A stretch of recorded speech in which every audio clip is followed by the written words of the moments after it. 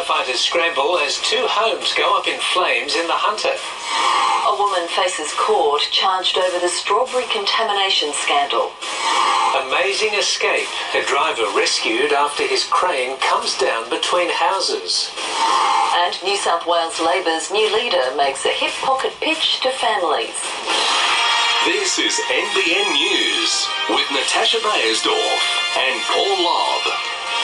Good evening. Fire crews found themselves in a tense battle at Cessnock in the Hunter Valley this afternoon as a blaze took hold at one house, then spread to a neighbouring property. While the occupants were evacuated safely, 2 people suffered smoke inhalation. Reporter Kate Haberfield has the latest. 2 houses have been severely damaged by fire here in Cessnock this afternoon in what was a fierce blaze. It started at the back of one of the properties on King Street just after 3 o'clock this afternoon. Witnesses captured these videos showing just how destructive the fire was, with flames shooting several metres into the air. So much so the blaze spread into the roof of the neighbouring house and quickly took hold there as well. 2 people were treated for smoke inhalation as around 30 firefighters worked to extinguish the flames. Shocked homeowners and bystanders gathered here on the street wondering what sparked the fire, a question authorities will no doubt be trying to answer. Kate Haberfield there. An allegedly disgruntled supervisor at a farm has faced court accused of putting needles in strawberries. Police claim the woman spiked several punnets in a bid to get revenge on her Queensland employer, bringing the nation's strawberry industry to its knees in the process. Maya Trin, a Vietnamese refugee, now accused of sparking a national crisis, putting needles in strawberries. If convicted, these matters carry a maximum of 10 years imprisonment. Following a 2-month investigation, the 50-year-old former Berrylicious supervisor was charged. I don't have any comment in relation to the matter at the moment. The court heard that Trin was motivated by spite or revenge and planned over several months to get back at her employer, Kevin Tran. In early September, it's alleged she put needles in several punnets of strawberries. On September 9, a Sunshine Coast man swallowed a needle in a strawberry and was rushed to hospital. But it was a punnet found in a Victorian supermarket that brought investigators back to Trin. Police finding DNA on a needle in a punnet of strawberries that was a direct match to the defendant. Her neighbours shocked. It's my neighbour? Number 17, yeah. Oh my god. We don't see her at all. No, except for when they give us strawberries. Why Trin was angry with her boss is unclear, but her alleged actions saw millions of dollars worth of strawberries destroyed. While Trin's lawyer initially applied for bail, the magistrate quickly forced him to withdraw it, the court hearing that Trin was at risk of retribution over the strawberry scandal, that she could be physically harmed if she got out. Trin is only charged with 7 counts of food contamination, but there have been 231 reports of tampered strawberries across 68 brands. 49 of those suppliers are from Queensland, meaning police are now focused on catching the copycats. This was intentional, malicious tampering. There's really no physical victims, but the growers have been absolutely decimated. A crane accident in Sydney today was a disaster and a near miss all at once. The machine toppled backwards during an operation to install a backyard pool, landing neatly in a tiny space between a house and a garage. The worst kind of Mondayitis, a 9 a.m. job to install a pool and a crane ending the wrong way up. Like a house was coming down or something? Very big bang. Any further to the left and this house would have been squashed. The tenant normally in the yard with her granddaughter and dog. A fraction to the right and this owner would have lost his garage. Lucky. Owner by a ticket, lotto ticket. Yeah, very lucky. When the crane tipped over, it brought the power lines with it. All the lines, they were cut and hanging and sparking, yes. Like a big fire. Experienced operator Mark Cullen was trapped upside down and 10 metres up. He was exhausted, he was very hot, the cabin was very hot, but once the power was shut off, we were able to get a big tarpaulin over it and take the sun away from him. It was 2 agonising hours before the 50-year-old was freed. Good, yeah, he was happy. He just wanted us to get him out. The pool was intended for another house on the street. Witnesses say the driver was told to move the crane by a neighbour and in a rush failed to drop its stabilising legs. They said that they were intending to lift the pool over our house, and it looked unsafe. An investigation will examine if that was to blame. For all involved, let's hope Tuesday is a little kinder. No, that is a miracle. To me, this is a miracle. There's been a hip pocket pitch to families from New South Wales Labor's new leader, Michael Daly, promising free travel on public transport for every student.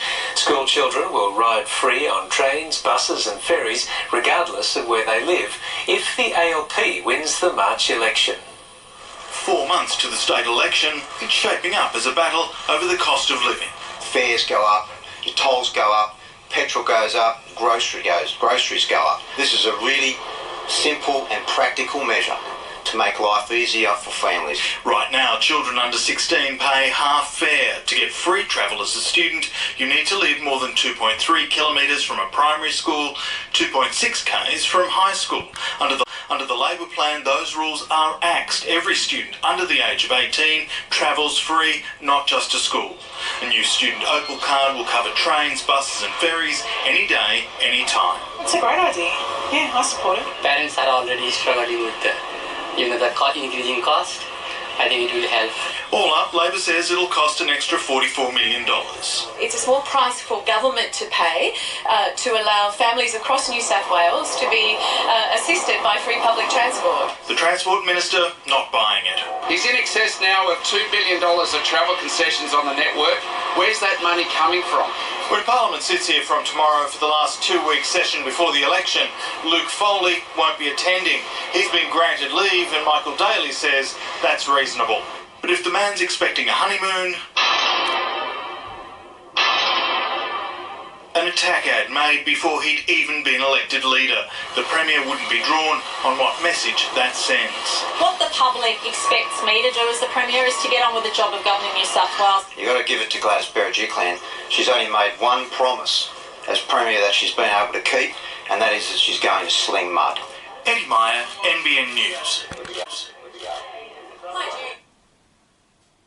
A Newcastle driver who struck and killed the man who'd loaned him his car will spend up to 5 years behind bars. Ivan Johnson-Gill fled the scene after running over his 54-year-old friend on New Year's Day, leaving him for dead. No sentence imposed can be equated with the loss of life. That's what a judge told Ivan Johnson-Gill today as he sentenced the 45-year-old to a maximum 5 years jail for hitting and killing Giovanni Varignolo at New Lambton early New Year's Day. The crime made all the more heartbreaking by the fact Mr. Varignolo was struck and killed by his own car, which he'd lent to Johnson-Gill just hours earlier. As Mr. Varignolo lay dying, Johnson-Gill didn't stop and help. Instead, he simply drove off, running over the 54-year-old. When police arrived at his home, he told them he wanted to get home to continue drinking and admitted, "I was the driver. You don't have to do fingerprints or DNA the car anymore." Johnson-Gill kept his head down during sentencing, twitching in his seat and muttering on occasion. A judge took into account that he has a major depressive disorder and alcohol addiction and that he's shown remorse. He'll be able to apply for parole in 2021. Today's sentence, the latest chapter in an agonising year for Mr. Varignolo's relatives. How hard has it been for your family? It's been very hard, especially that most of us do live in Newcastle and a lot have travelled to get here today. The ones that do live in Newcastle have had to see him on a weekly basis. 5 siblings that have to never have their father again, so what can we do?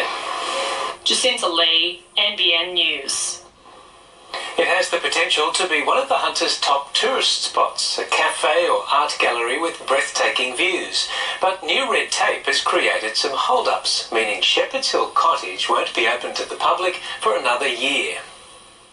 It's looking as neat as a pin. The exterior restored and repainted. There's even a new roof. A $1 million restoration for a prized piece of real estate overlooking the ocean. Situated at the top of King Edward Park, you'd be hard-pressed to find a better view. While inside, asbestos has been cleared out and floors repaired. The heritage-listed Shepherd's Hill Cottage appears ready for an operator to move in. But new state laws have meant that won't happen until later in the new year. At the moment, we are still getting on with the job of restoring the bones of the cottage and going through a process with the Office of Environment and Heritage around additions to the Conservation Management Plan. Expressions of interest were called in February, and Newcastle Council received applications for cafes, galleries and art studios. And while they've been assessed, a lease hasn't been entered into yet. That conservation plan must be undertaken first. It is an exceptionally significant site. As we know, it was the 1890s Gunners Cottage, predates World War I, World War II. It predates the Federation of Australia, and that's why we are really taking our time to painstakingly restore it. One reminder of its former life, the Marine Rescue Radio Tower still needs to be removed, as well as the old toilet block. Once Newcastle Council gets the nod, the cottage can undergo a fit-out and a new chapter will begin. Jane Goldsmith, NBN News. It's a little-known fact that Newcastle is home to the state's oldest theatre. The Victoria Theatre dates back to 1891, and this week marks a milestone in its restoration process as it opens for the first time in more than 50 years. A once opulent venue that's been patiently waiting in the wings. Slowly but surely, the heritage-listed Victoria Theatre is being restored and revived. Built in Perkins Street, opposite the former DJ's site, the Victoria opened in 1891, and as this old photograph shows, its facade was magnificent. It was an extraordinary achievement of the community to build this theatre. We now know from research it was probably one of the most beautiful and extravagant theatres of the era. The theatre closed in 1966. Century Venues, which also owns Sydney's Enmore Theatre, bought the site in 2015 and has now cleaned out the dilapidated building. What we hope to do here is to sort of retain the historic veneer but make it operational without doing a full restoration, which is beyond our means, essentially. There are plenty of original features. Over the stage, a stunning proscenium arch and a dress circle. All up, the theatre seated up to 1,000 people. Actors will again tread the boards this week as the Victoria opens her doors, hosting the Condra Award nominations and a university function where people will be able to see the theatre as it was. They've created this incredible 3D virtual reality model, and this model will be made available to the public tomorrow night at a function, and then for a couple of days afterwards people were able to book a space and come and try it out. The Victoria is not only the oldest theatre still standing in New South Wales, it's also believed to be the last historic theatre that will be returned to live performance use. While there's no time frame yet, it's hoped in the not-too-distant future this grand old dame will again be filled with music, comedy and theatre.